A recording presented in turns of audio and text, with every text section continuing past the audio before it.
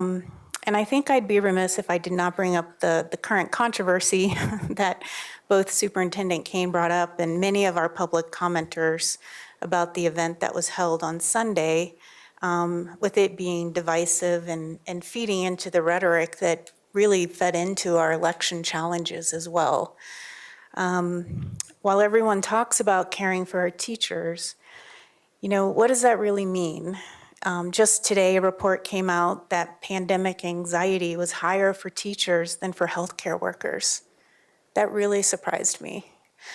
I want to point out that Superintendent Kane and the board directors that attended that event on Sunday, Director Meek, can we keep this to reflections on 5A and 5B and not things that have occurred the since con then? argument was all about that. So, so I think it does feed in, and I'll try to be really brief in that regard.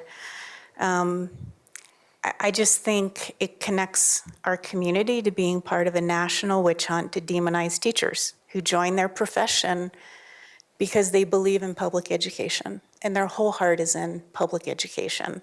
And it's everything that equity is about. And we cannot legitimize those comments that were made on Sunday about teachers bringing pornography into the classroom, about violating parents' liberties. Again, Director Meek, I'm going to ask. For moving ahead, community polling to understand why those who didn't support it didn't support it. Was it the economy? Was it a belief that the district truly does not need additional funding? Was it a lack of trust in the board? We really need to understand why those who voted no voted no.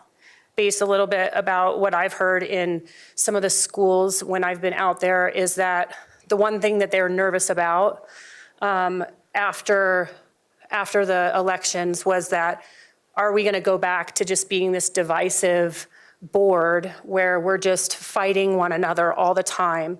And I just want to say, as one person, I'm not going to get caught up in the political stuff. And I think that we should all be very careful not to do that and not to be pointing fingers, but trying to understand. And specifically to you, Director Meek, tonight, that's not helpful. I'm happy to have a conversation of what I took from CPAN, but I'm not gonna get caught up in this. And I think that we need to show the community that as 7 board members, we are here for the right reasons.